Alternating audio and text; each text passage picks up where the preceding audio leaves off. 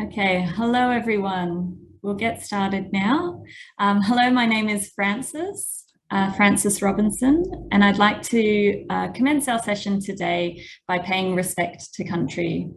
It's customary in Australia to pay our respects to the First Nations people of this land, and I recognise their enduring living culture that dates back over 60,000 years.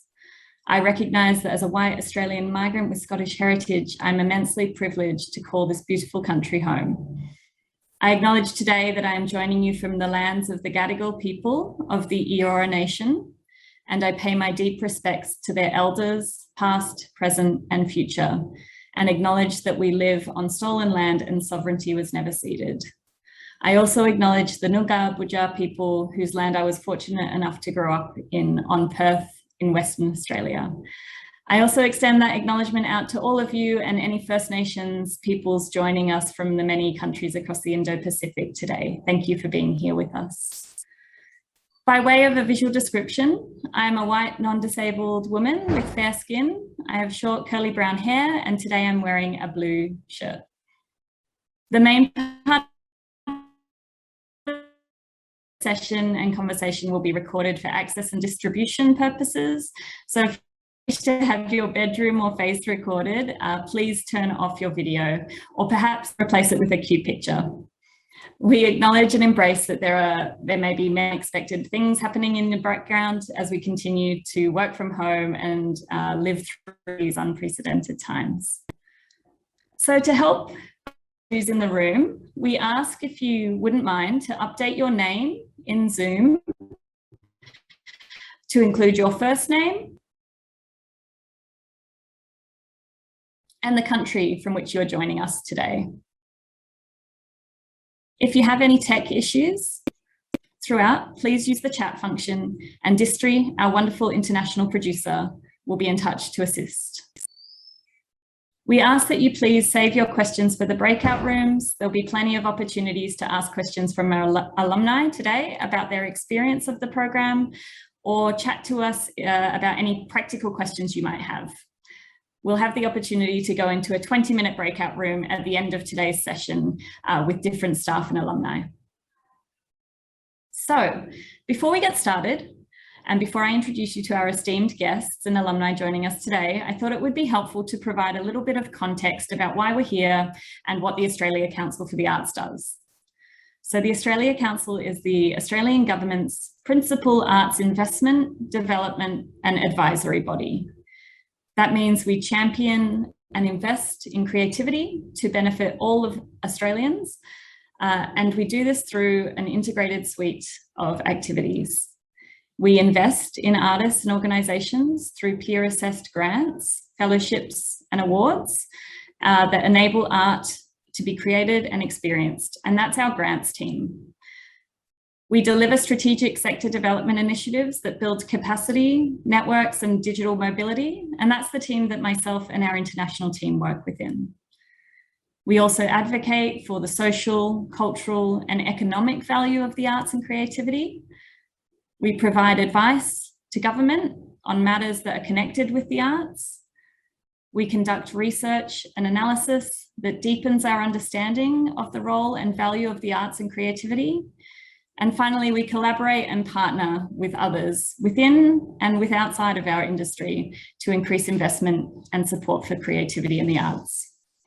But today we're here to discuss the leadership programs, which form a part of how we invest and advocate globally through our work at Council.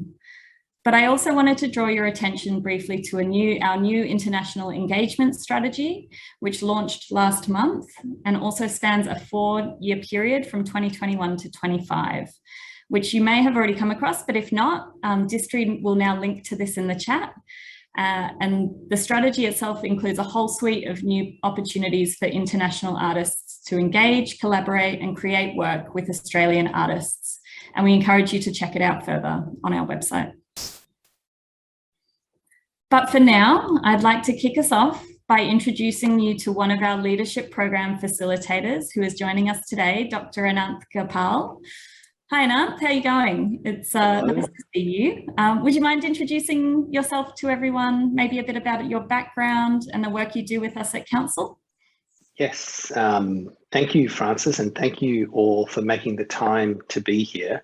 My name is Ananth Gopal, and I'm joining you from the Gadigal, not the Gadigal land, sorry, that's where Tom, who also facilitates on this program. I'm joining you from Gunai-Kurnai country, which sits on the border of Wurundjeri country, which is known for the city that has been built on it, which is Melbourne. So I'm close to Melbourne, about an hour and a half east. I am wearing a checked kind of plaid shirt.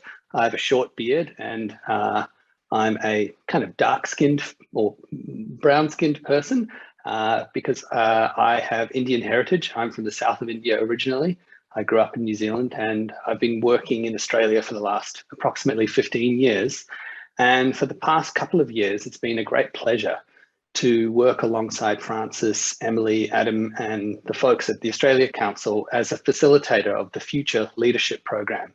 And what we do in that draws on the skills and talents of a range of people, but my particular background is that I'm an actor. I'm a human geographer, so I have a PhD in human geography, looking at the way in which people and place interact, but fundamentally I'm a facilitator. And the word facilitator may or may not mean a number of things for people, but for me, facilitation really refers to the way in which a group of people can be brought together to learn from each other, to share perspectives, to make decisions, and fundamentally to arrive at individual and collective insights. And that's what we try to do for the Future Leadership Program. And maybe speaking on behalf of the leadership programs more broadly, it's our intention to help develop leadership capacity. And that brings me to one of the kind of key questions, and that is, can leadership be learned? Can leadership be taught? And if so, how do we do it? So how we do it with the Australia Council is by inviting people to really take their time and slow down and reflect on how we make sense of who we are as practitioners, how we contribute to the arts and cultural practices that we are part of in our contexts, and to situate our conversations, especially when we're in person, on First Nations lands. So lands that are unceded, that are sovereign lands of First Nations Australians and Aboriginal and Torres Strait Islanders. And what's really beautiful about the work that we do is that we focus on relationships. We focus on connections, and we focus on affording each other the time, space, and respect to really build connections. And once those connections are built, we begin to explore, not by using kind of theoretical or academic case studies over there, but instead to allow each other the permission to learn about our own contexts, our own practice, and our own aspirations for contributing to and enriching our many social fabrics through arts and cultural practices, and I might add, activist practices. So we have a very strong energy to illuminate insights and to build connections. And part of my job is to enable that to happen. And that's why I call myself a facilitator. Back over to you, Francis, unless you have further questions for me. That's great. No, that's really beautiful. Thank you, Ananth. I'd like to also now bring in some of our alumni into the conversation too, who are so kindly here to join us today for some of the discussions around ideas of leadership and their experience of the program. But first, it'd be great to meet them all. So Vikram, would you like to kick us off? Perhaps you can tell us a little bit about yourself, where you're based, some of the work you do, and perhaps initially what drew you to the leadership program. Thanks, Francis. Hi, everyone. My name is Vikram Iyengar. I'm based in Calcutta in India. That's where I'm joining you from today. I'm brown-skinned. I have dark hair, dark eyes, and today I'm wearing a checked blue shirt. And my practice is basically, I'm trained as a dancer. And I'm putting that first because that's, in terms of training, that is basically where I come from. And also connecting that to leadership. It's very much, I think, my leadership style, if one can call it that, is very much informed by my artistic practice. And we can talk more about how that happens and why I'm saying so throughout the next hour or so. So I'm trained in a classical, what is a so-called classical dance form in India, which is called Kathak, which is from the north of India. But my practice actually has, from very early on for the last 20 years, been very much about how do I build connections between what I'm trained in and other forms of expression. And that's expanded to other fields of knowledge as well, not just within the arts. I'm a practitioner, but I'm also now a curator and a presenter. I research and write on the arts. I also am associated with a lot of advocacy work, such as it is in India for the arts. So I wear many hats, like many of us do. And I call myself today really an arts leader and connector, sort of going back to what Ananth was saying about what is a facilitator and what do you do. So really, for me, the arts, all that I do has really become various expressions of using the arts and using my practice to build bridges between people, between places, between cultures, between ideas. Whether it's through practice, whether it's through presenting work, whether it's through curating, whether it's through sessions like this, that's what I like to do. Apart from my practice as a maker of work, I lead the Pickle Factory Dance Foundation, which is based in Calcutta, and it's aiming towards being a permanent venue for dance and movement practice in Calcutta. We're not there yet because we are working in the context, like many of us in South Asia, where the arts are rarely and barely supported. So to build a voice for what we feel is necessary and what we not just feel is necessary, what we know in our bones is necessary for the arts sector, takes a lot of doing, but we're doing that slowly, and we can talk a little bit more about that later. Apart from that, I also teach, I conduct workshops, and by we will talk about what I feel is really key to leadership practice, especially in the context within which we work, where leadership is often considered a problematic word and concept. What drew me to the Arts Leaders Program back in 2017 were a variety of things. I had done an arts management program earlier, 4 years before that, but the arts management program is of course very much about skill building, about really figuring out all the necessary things about strategy, etc., etc. But the leadership program really was about looking back at yourself as who you were in the sector, what your role was in the sector, what it could be, and therefore how you interacted with others in the sector in order to build it. So it was beyond sort of what you were, the skill set that you had to actually make something viable. It was sort of a very future thinking kind of, it is, why am I talking in the past tense? It is a very future thinking, and it is very self-focused, but not in a self-indulgent and completely inward cut-off looking way. It's very much about being inward focused with drawing from the knowledge and experience and inspiration of the others in your cohort. And I applied for it at a time when I was at a cusp. I was sort of transitioning from being a practitioner into also being a curator and presenter. The Pickle Factory was just being set up. So I think my entry into the Arts Leaders Program came at a very important time for me, when I was really building that bridge for myself between a certain kind of practitioner into another kind of practitioner. And we'll talk more about that as we go along. I'll just leave it at that for the moment. Back to you, Francis.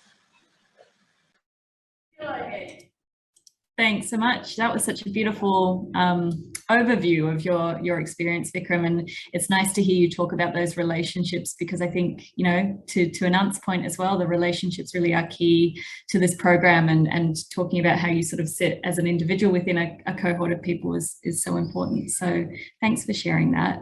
Over to you now, Hung, if that's okay. So Hung, you went through the Future Leaders program in 2018. Maybe you could provide a little bit of an introduction as to who you are, your sort of background and practice, and what drew you to the program. Okay, great. Thank you, Francis, and thank you, Vikram, for your introduction. So I'll just do the housekeeping part first. So I'm male body, short black hair, wearing a navy blue shirt, and in my 30s. So let's draw a picture. And so as Francis introduced, my name is Hong, and I'm part of the cohort of the 2019 Future Arts Leaders. I am based in Saigon, Ho Chi Minh City, Vietnam at the moment. I work mainly in translation of arts and cultural texts, but and also the publishing scene as well. So that's my involvement in the arts and cultural scenes mostly. But lately I've started exploring with more of a cross-medium translations, as well as translation as a mode of being, instead of just a method or a mechanism, particularly in the contemporary world society context and in the regional context of where we're living. My day job, I am an editor at the Art Republic, which is an upcoming bilingual publications on Vietnam contemporary arts. And you know, we explore the ties of histories between Vietnam and the region, as well as the world, and you know, the development of artistic practices, as well as thinking, coming out of Vietnam and coming into Vietnam as well. So given that background, the reason why I applied to the Future Leadership Program in 2018 and became part of the cohort was because personally, I'm very interested in this, my own inquiry about the shared histories across the Indo-Pacific region, of which Vietnam and Australia are both a part of. And, you know, like looking into that shared histories, thinking about what we can weave out of that historical context, that shared narratives that we all have. And also to, you know, to meet new people, to join, to participate in programs that allow us to share our own stories and our own understanding of the arts and how it works in our own particular context, as well as looking for opportunities to always extend my network and, you know, build the foundations for relationships that hopefully will last for long into the future. So that's kind of a wrap up about what I do, as well as the reason why I was interested in the programs and why I think it's such a great benefits for anyone who's interested in applying this year. Okay, back to you, Francis. Thanks, Hung. I might just ask you a couple of other questions as well, just that you, it came to mind that when you were talking about the relationships as well, that you're currently working on a collaboration fund with one of the other participants in the cohort, Autumn. Maybe you want to share a little bit about how that came about, and it sort of speaks to your background as well in the literary space and some of the connections you forged through that program. Yeah, okay, sure. So Autumn is another delegate in the cohort of mine, and we became very close during the whole year of 2019, and we continue the conversations well into the lockdown, into the pandemics, throughout all of this upheaval that happens across the globe and in our region. So we shared Autumn came from regional Queensland, and she works in theater companies, mostly with people with disabilities, to stage plays and performances across Australia. So we have a shared interest in literature, and also in voices of the marginalized groups that usually don't get to appear in mainstream publishing a lot. So we came together and kind of talk about how do we do publishing alternatively, instead of relying on the systems that is already there, that's already existent, where, you know, there's a lot of barriers for people whose voices might not be of the popular perspective. So how do we encourage and how do we engage with writers across different mediums? How do we engage with writers who might not have the opportunities like people who are based in big cities or in more metropolitan areas? So we're currently in discussions still about how we move forward with that idea. We do have something set up, but I do want to highlight that as part of the Art Leadership Program, you do have access to funding that allows you to do collaborative projects with your Australian delegates.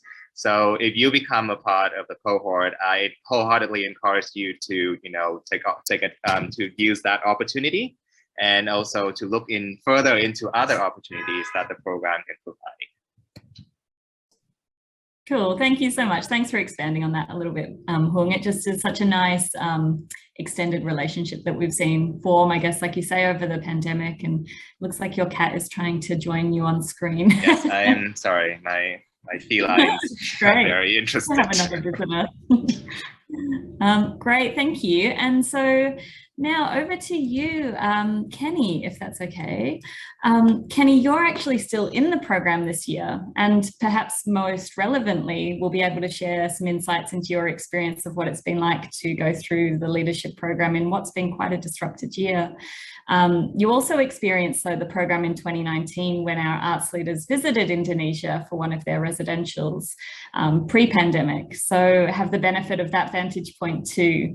Perhaps to begin, you could just share a little bit about who you are and what you do. I know you wear many hats like Hung and Vikram, and what drew you to the program?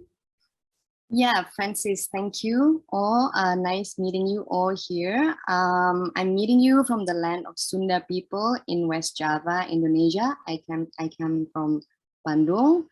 I'm a female with black straight hair, brown skin. I'm wearing a bright, colorful shirt because I have a feeling this is going to be a colorful discussion we're going to have today with you. I'm here with Hung and Vikram because I'm part of the ongoing International Leadership Cohort 2020, supposedly, but it only starts at the beginning of 2021 because of this pandemic situation, where it unfortunately needs to be delivered fully online. But I'm really glad that Ananth is joining me today here because he's one of the facilitators in the program. I'll talk about it later. I'm a traditional dancer. I started when I was 6 years old. I'm also a performing arts producer. I am involved in the arts research and arts management, I think, for the last 20 years. I'm 42 now. And in 2015, we created a contemporary dance platform for young dancers and choreographers in Indonesia called Sasi Kirana Choreo Lab and Dance Camp. And since then, I think I've been really interested to see more texture of the culture in Indonesia because, you know, it's a broad country with 17,000 islands, and we have different capacity, different also infrastructure, I think, in different parts of Indonesia. So since then, I'm really focusing on the capacity building and creating intercultural networks for young artists, especially dancers, as there are so many things we need to develop in order to survive in the jungle of arts ecosystem in Indonesia. And that's where I think where my leadership starts to be challenged. So as Francis said, I had the fortunate to witness as a local producer in 2019, the arts leaders cohort from the Australian Council when they visited Indonesia, and found out that this leadership program that they run here in the Australia Council, it's quite special. It's different from the kinds of leadership trainings that I was accustomed to. This is not a training session.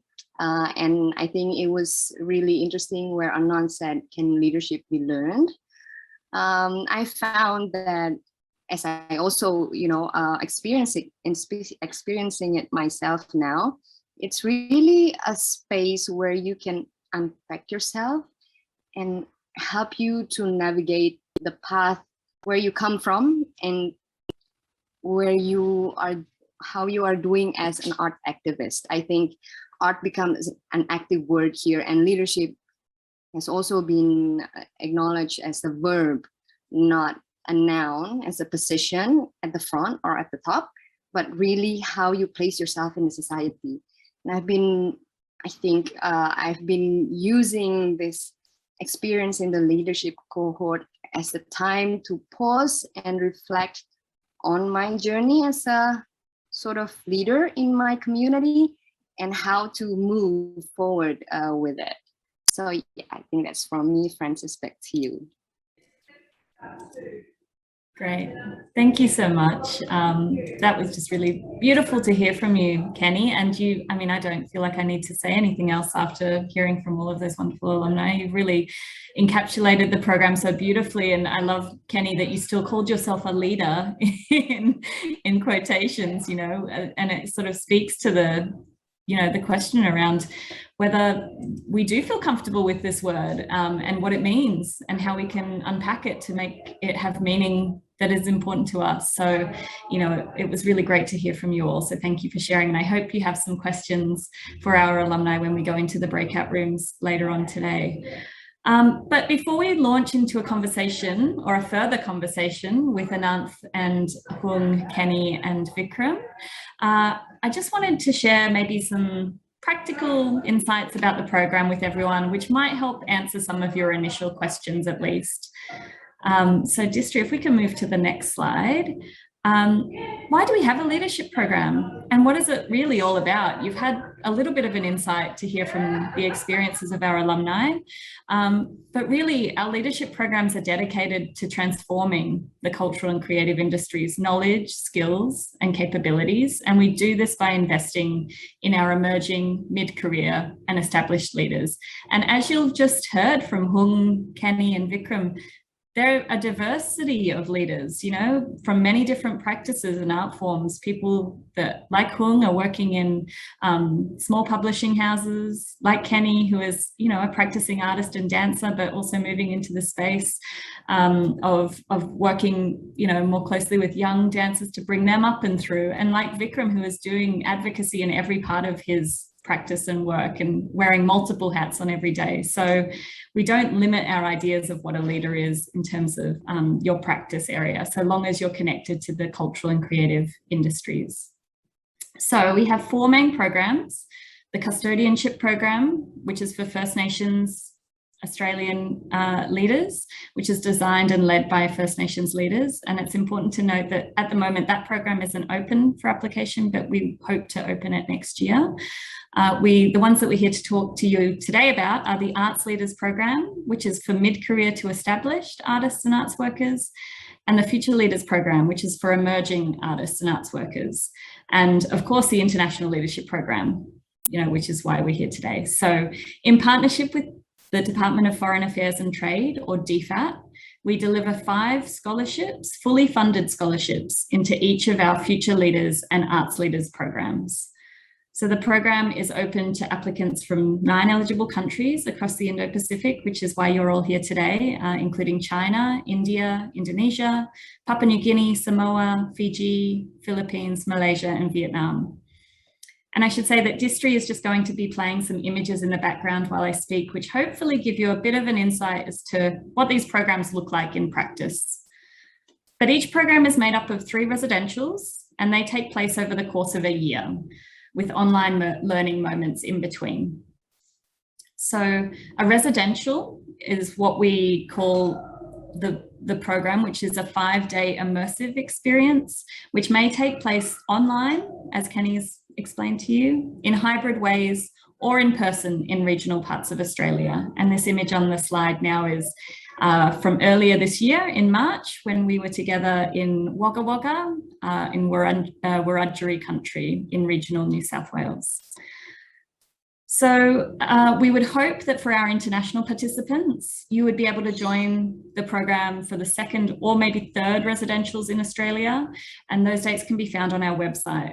But it's likely that the 1st residential will be digital or online, given that the international borders are still remaining closed for some time. Each residential is unique and the program content is designed by our facilitators like Ananth and Tom in response to the needs of the group. And yeah, and that's really what we hear from you in terms of your application. So importantly, the programs, as Keni has alluded to, are a professional and personal development program. They're definitely not a conference. It's not a skills training opportunity. Rather, they provide you with the time and space to connect, listen, experience, and learn from key guests and custodians of country, as well as learning from each other. A lot of our work happens outside of the classroom, as you'll have seen on some of these images that we're going through. It happens through facilitated discussion, peer-led learning, and being on country, as we say in Australia, with our First Nations Aboriginal elders.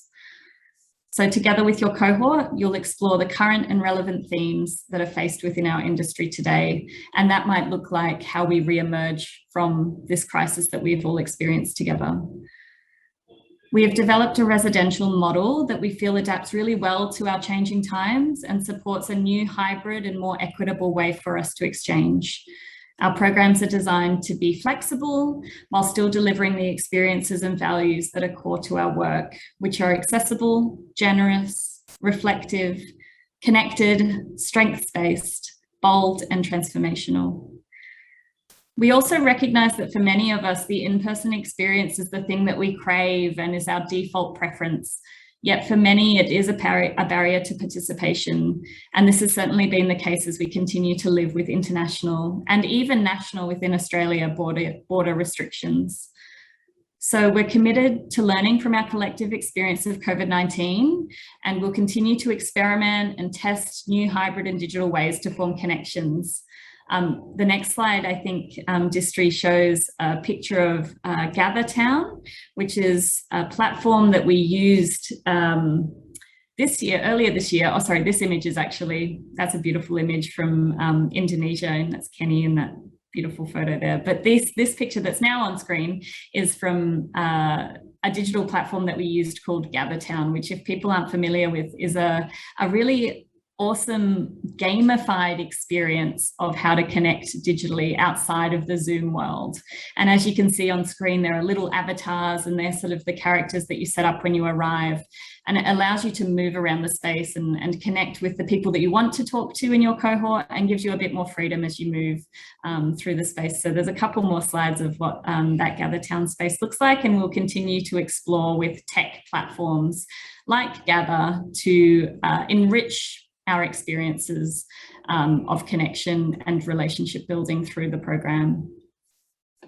Importantly, our leadership program residentials are an opportunity for our emerging mid-career and established leaders to recalibrate, refocus, invest in your professional and personal development, feel nourished, and plan for the future together. So Distri, in a moment, I think we'll share in the chat the link to our website, which you will have all probably already come across. And that's where you can apply before the 30th of November this month.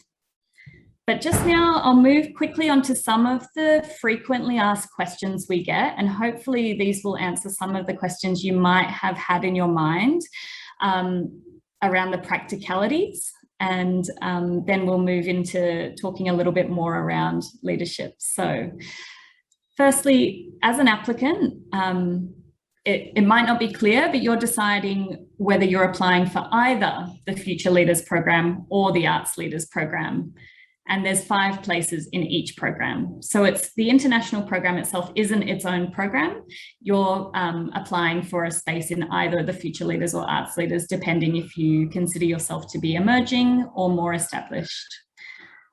The program, as I've already mentioned, is a fully funded scholarship in partnership with DFAT. So this means you don't need to pay a fee. There isn't any other costs involved with you being a part of this program. And if or when travel is possible, we will arrange and cover these costs for you. It is, though, important to note that Australia Council isn't endorsing any international travel before June 2022. And the program does commence for Future Leaders in May and then in July for Arts Leaders. So it's not likely that you'll be able to travel to Australia for the first residential. But as I mentioned previously, we would hope that you would at least be able to travel for the third and final residential in 2023. And we're really committed to making a good hybrid experience work for you to connect with the participants in Australia. So we haven't actually mentioned, but there is another component to the program, which is the secondment, and this takes place after the program has finished. And what it is a 3-week placement in an Australian organisation of your choice. And we expect this to take place towards the end of 2023. So we'll help you to broker those relationships and to connect with the Australian organisation that you're interested in working with. And that will become more clear as you go through the program as well. But that's another opportunity that's available at the end of the International Leadership Program. A couple of things around the application, which might help you as well. We ask for a video, which you might have noticed. The video is compulsory for all international applicants. And all it is a short 3-minute video. And what we would really like to see in that video is just to hear from you. Paint us a picture of who you are, why you do what you do. It doesn't need to be a professional quality video, really just shot on your iPhone or phone is totally fine, or your webcam. And then you can just upload it to a Google Drive or Dropbox link.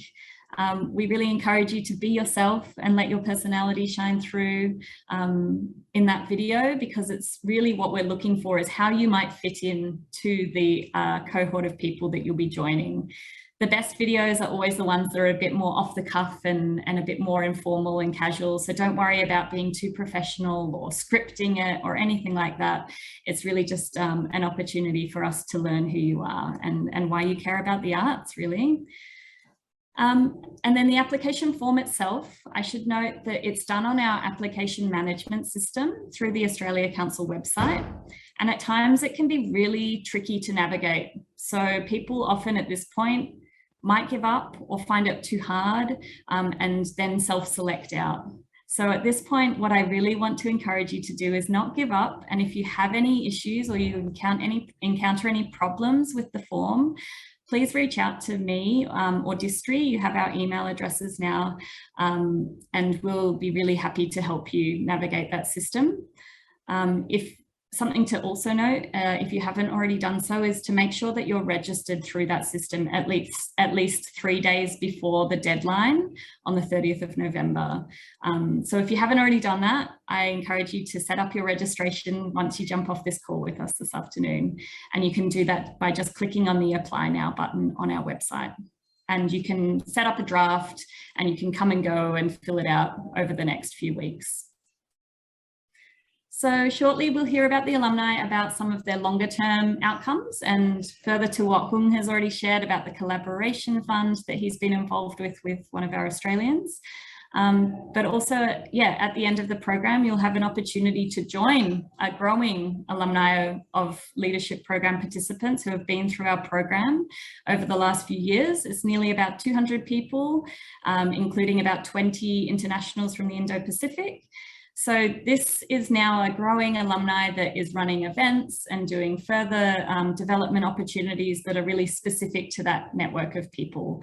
So the relationships go beyond the end of this program, and you really get as much out of it as you continue to put back in. And I know that Vikram has been involved with many collaboration funds as well in the past, and continues to be connected through that network too. So finally, what I'll say, because I've been speaking for quite a long time now, is that many people, as we've identified, don't really associate with this term leader. And imposter syndrome is very real. But don't be surprised that nearly everyone in the room is thinking the same thing.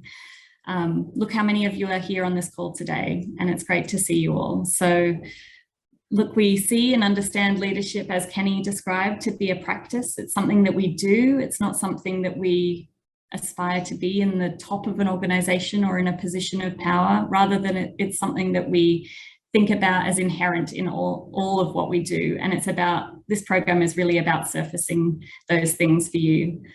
And so with that, I'd really like to pass over now to Ananth and our alumni for the next maybe 15 minutes or so. we're going to just have a bit of an open discussion around the different types of leadership and indeed how we feel about that term and maybe what it means to you, what it meant to you before you started in the program and now that you're sort of on the other side. And then after that, we'll maybe take a really short sort of couple of minute breaks and then go into the breakout rooms for the last 20 minutes of today, so you can ask any of the questions you might have. But over to you, Ananth. Thanks, Francis. And thank you everyone for sharing so generously about the different contexts you are committed to and care for. And that's one of the words that I want to draw into the conversation, and that is the relationship between leadership and care, or leadership as a practice of care. And so my question is, yes, directly addressed to Hung, Keni, and to Vikram, but I also want to invite all of you, whether I can see your faces or not, wherever you are, to take a moment, maybe with a pen or a pencil or whatever your note-taking device, and ask yourself, how do you relate to the communities of practice and the very real communities you live in? In what way do you relate to them through your practice? In what way does leadership and care and service perhaps feature for you? So that's a question for everyone.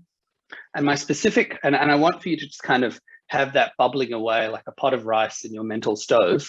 But for Vikram, Hung, and for Keni, I have an image for you. And the image is one of a time lapse, so like a time lapse photography. And I'm wondering if you could share with us in turn, what were some of the different moments in your journeys vis-a-vis your relationship with your own practice of leadership, both in terms of what you learned and how you're beginning to behave or have behaved as a consequence of doing this program. So if the image of a time-lapse photography helps you, maybe let us know what some of those moments in time are. Perhaps we could begin with Hung, and then we'll go to Keni, and then we'll go to Vikram. Okay, thank you, Ananth. It's very hard to pick a specific moment. Like, I think it's like it's like my life's flashing in front of my eyes. So it's kind of, it's an interesting way that you frame the discussion, but it's an interesting way to look at it. So I think if I have to pick one moment after the leadership program, just to show a bit of the impact of how the discussions as well and the relationship that I built really impacted the way that I think and practice leadership, to borrow Keni's word. So after the Australian Leaderships Program, I'm in another leadership program that also involves Australia and Vietnam, which is interesting how it keeps coming. So in that discussions, we hear there's one sentence, one motto that we keep referring to. And it's to unlearn, leadership is to unlearn management and to relearn compassion. So that motto really sticks with me, and it makes so much sense after the Future Leaderships Program, because leadership is not about, for me at that moment, I didn't call myself a leader all the way up until that discussion. And, and leader has a very different connotations in the regions, in Southeast Asia and South Asia, across the Indo-Pacific. Very political. It has historical meanings. It has political meanings. It has connotations that may or may not be negative, may or may not be positive. So we always question whether, okay, is it okay to call ourselves a leader? But after that, after hearing that model, I think it's all about how you interact with people, how you build communities, how you create opportunities for the people that you care about, for the people in the arts and culture sectors that face a lot of not only in-country barriers, but also barriers internationally as well. So how do we resolve and how do we use our positions, our privileges, our opportunities that have been given to us to create some leeways to break through that dam and to bring more people through the gate? We always talk about gatekeeping as somewhat of a semi-bad thing, but it's all about how you keep the gate. So I think those were the moments when I start thinking and reflecting on my practice and see how leadership has changed for me after the program.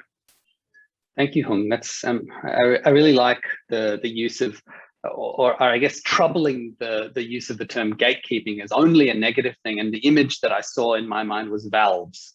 You know, valves can be value neutral or value positive or value negative. And what I really am heartened to hear is the enabling and facilitative aspect of leadership that you're drawing out. And that's something I'm keen to hear from Keni. Maybe it might be something you want to build on or something totally different. Yeah, I think the moment for me was, you know, all through these dance camps since 2015 that we created annually, I've seen different muzzles from different dances from different parts of Indonesia. Like literally the muzzles from people who live from Sumatra, whose gesture is really based on silat, the martial art, and those who come from the eastern part of Indonesia, where there are more maritime people who lives by the sea, who swims every day, you know, very related to water. And they develop this different gesture and muzzles, and these beautiful differences, I guess, sort of connects to me on how I want to relate myself. Am I breaking because I'm free? We can still hear you, but we have lost a little bit of your visual. So maybe keep speaking, Keni. Or yeah, I think it's working now. Okay. Yeah, you were giving us a beautiful extended metaphor and a reality of different muscles, different gestures of how one can be. Yeah.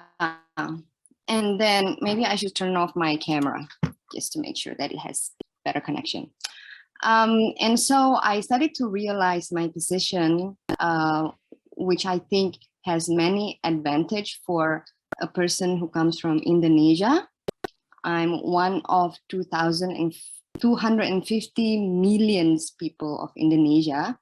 And I live in Java, which is the most centralized island of Indonesia. I have the access to knowledge, to school, to higher education.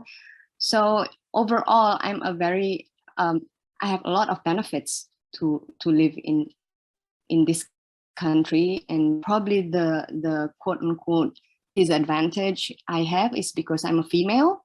But then I think from this position that I have now, I sort of feel in debt to people who lives outside who doesn't have the advantage that I do here. So, you know, in relation to my practice as a leader in my community or doing my leadership role in the community, I guess I want to give more access to those who doesn't, and how to create a safe space, a more equal space for those who needs, you know, knowledge or infrastructure that I can build for them from them, and how we can develop it together, because it's not it's not a hierarchical thing that we want to build. We want to create this equal hierarchy, a non-hierarchical network for young artists in my community. Yeah, I guess I hope this makes sense to you, Ananth. It absolutely makes sense to me. And what it speaks to, Keni, is this dance, funnily enough, between the relationship between formal authorities, power structures, governments, existing social structures that do and don't enable certain people to enjoy privileges and certain people to not enjoy privileges. So there's these existing kind of power structures, but at the same time, it sounds, and from spending time with you, Keni, I know that your work is fundamentally about expanding access to voice, expanding access to knowledge, to resources, to infrastructure, so that there's a relationship between leadership and authority. And that relationship can have a greater energy exchange. That we all live in different power structures, and they're all kind of annoying, oppressive, irritating, bureaucratic, all sorts of things, but that's the fact. And how do we dance with the structure and what kind of agency can we, with our people, bring to the system, but also, and I'm about to pass to Vikram, because you've had experience in the Arts Leaders Program, Vikram. What's it like to, as you mature in your practice, have a position of authority? How do you enact leadership when people look to you as a senior figure or an expert in a field? So Vikram, feel free to answer that question or to loop back to the initial impulse of what were some moments that stand out to you in your journey or time lapse vis-a-vis leadership and care?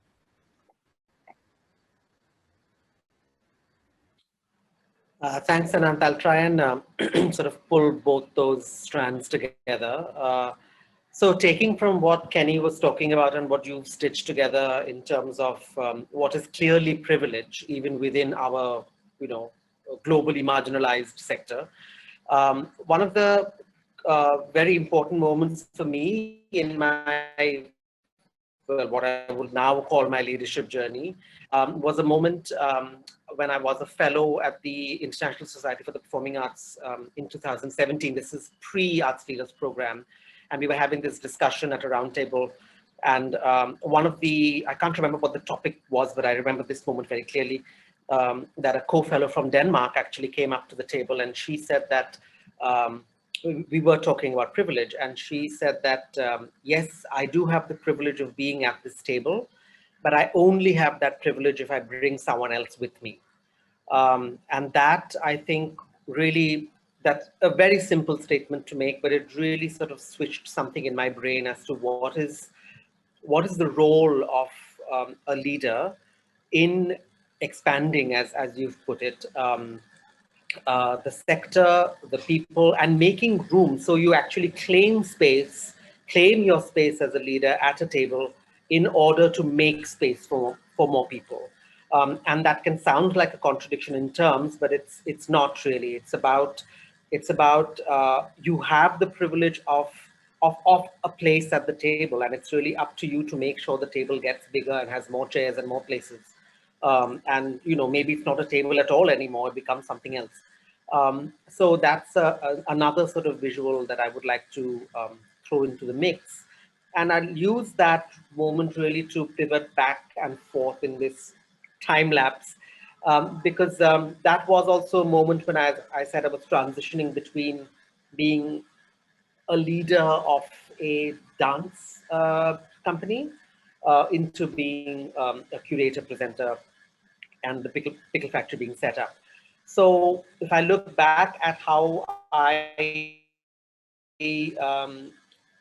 led the repertoire that of performers, it was very much centered on what I wanted to do and where I wanted to go in my artistic practice. And really, there's no right or wrong way to do it. So it's not a comment on how one should lead an arts company at all. But what I would like to underline is that while I was going where I wanted to go and being driven by that, what fell by the wayside was actually where do the other people with me want to go? And that is something that one has to consider.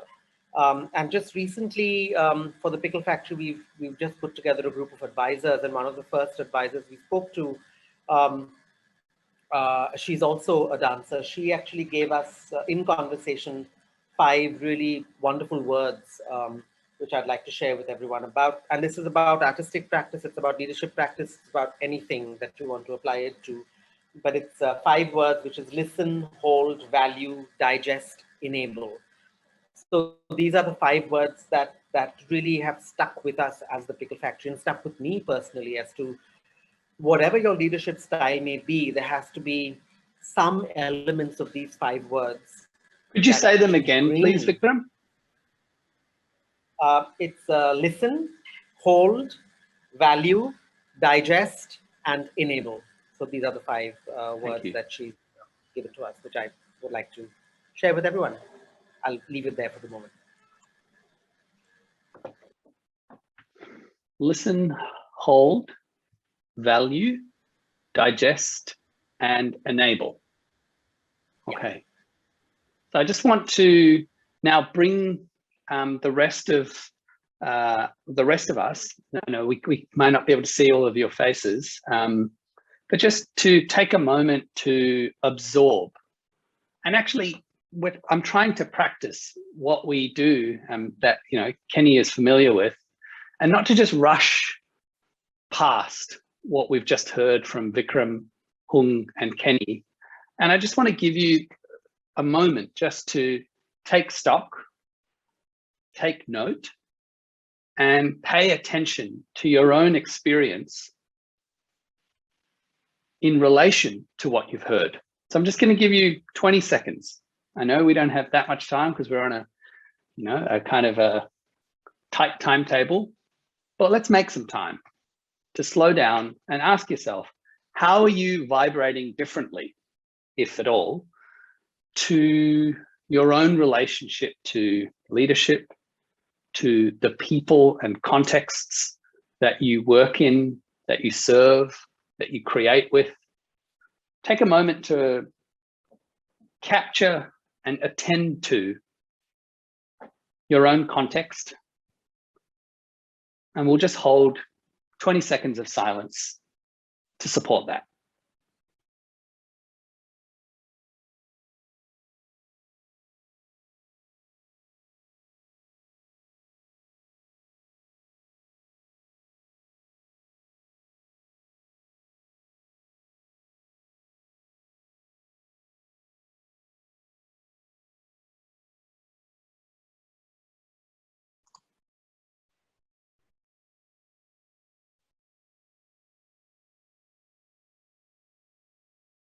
Now, for those of you who feel comfortable doing so, I'd love to just invite your voices to show up in the chat box, maybe with a word or three or a phrase.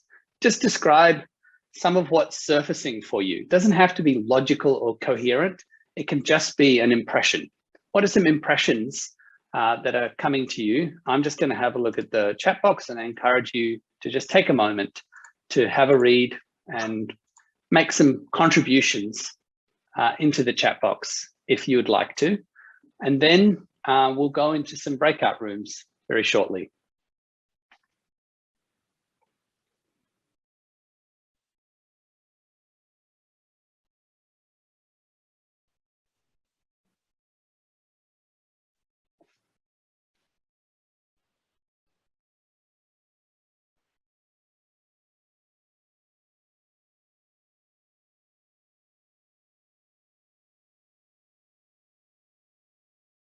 Okay.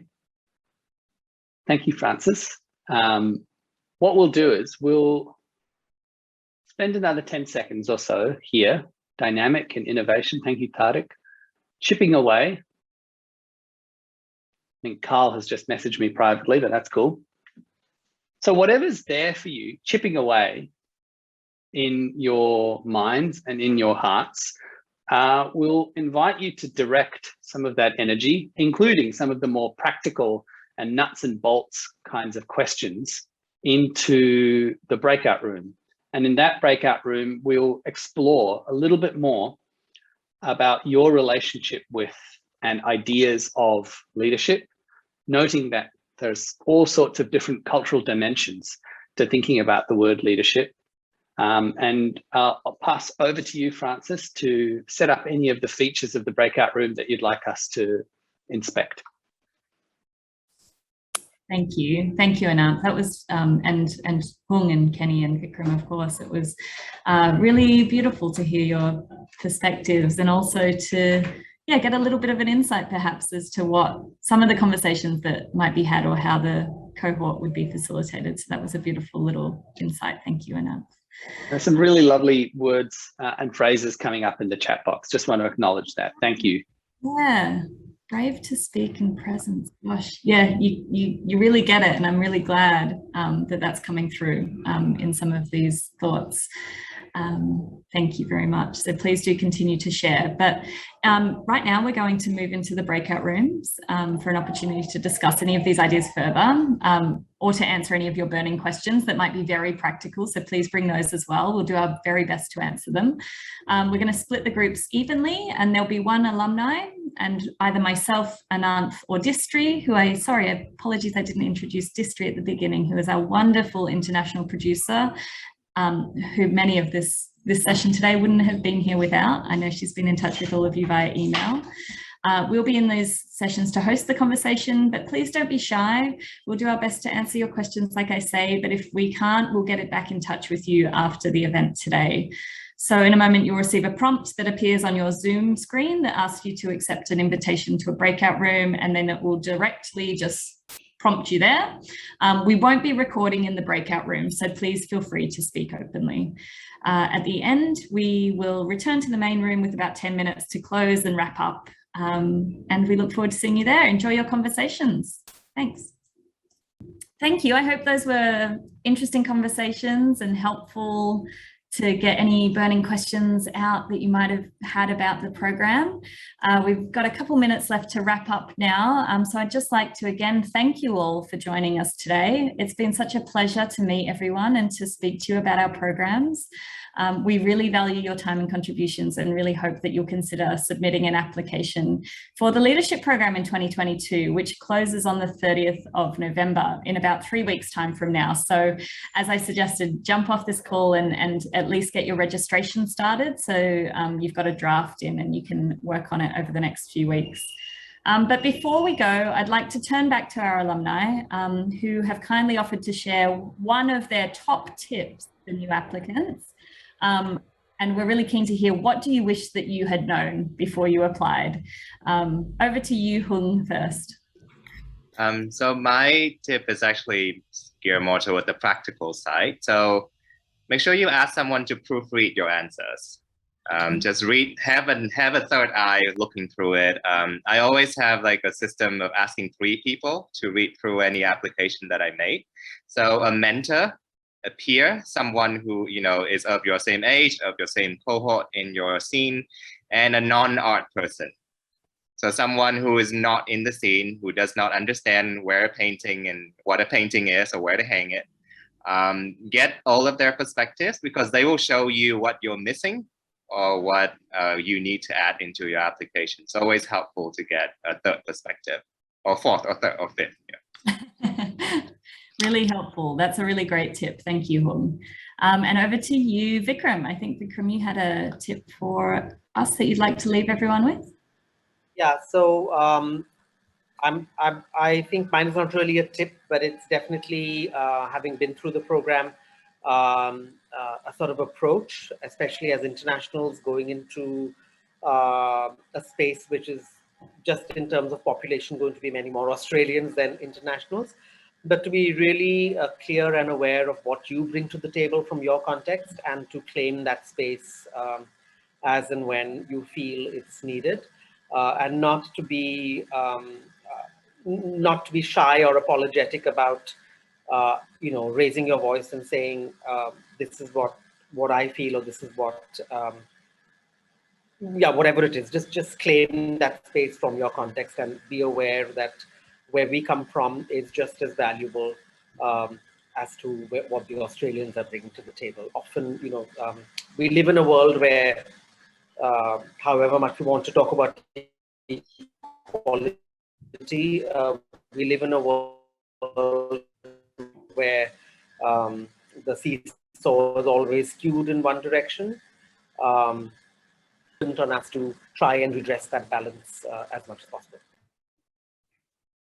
Thank you, Vikram. You were breaking up a little bit, but I think we all understood what you were saying there, which is to really just play to your strengths and understand, that you hold the space in the region, and your unique perspectives and approaches are incredibly valuable to the Australian cohort, and not just the other way around. I also would like to just extend that to say, we really love hearing more about why you do what you do and how it matters than what it is that you do as your day-to-day. We can read that on your CV and your LinkedIn profile, but tell us more about why you're excited about what you do. And lastly to you, Keni, are you there, Keni? Can you share your final thoughts with us too? Yeah, so sorry, I have to turn my camera off. My connection has been really noisy this morning. So I think what I wish I knew, but I sort of figured it out along the way. And I entered the room in as a whole, physically, emotionally, socially, historically, bring your community in you when you come, because we want to build a safe space together, to grow together in the cohort. And of course, if you have the time, it's really good to do a little research about the countries or the art scenes where your peers come from in the cohort, because it really brings your sense of plurality and your sense of position or geography, I guess, in Ananth perspective, perhaps. But yeah, I mean, have fun and be yourself. I guess that's the best advice I could give. Back to you, Francis. Thank you, Keni. That, yeah, is beautiful advice and sums it up perfectly. Be yourself. We want to know who you are and how you'll fit into this cohort of people. Ananth, do you have any final last tips or anything you'd like to share with us before we wrap up? I guess give us a sense of your energy. You know, like it's something that you said earlier, Francis. You know, we don't want polish. We don't want performance. We just want you. Great, thank you. And so now I'd just like to say, please keep in touch. We're available for any other questions you might have over the next few weeks. Distri, I think, has already put the details in the chat about how to get in touch with us.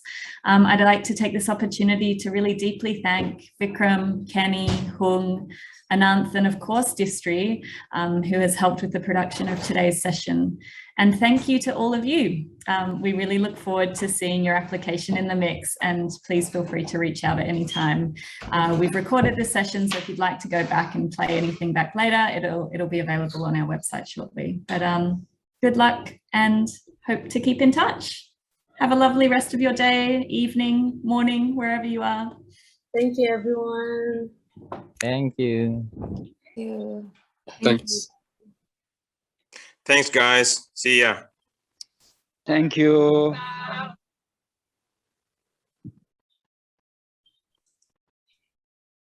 See you later, Francis. Thank you, Keni. I'll see you soon. I'll see everyone this afternoon. Okay, see you guys this afternoon. Bye. See you. Thank Bye. you. Some lunch. Yeah, I won't be joining Bye, this Anna. afternoon, but yes, catch you. Thank you, Anna. Okay. Bye, Bye. Anna. Bye.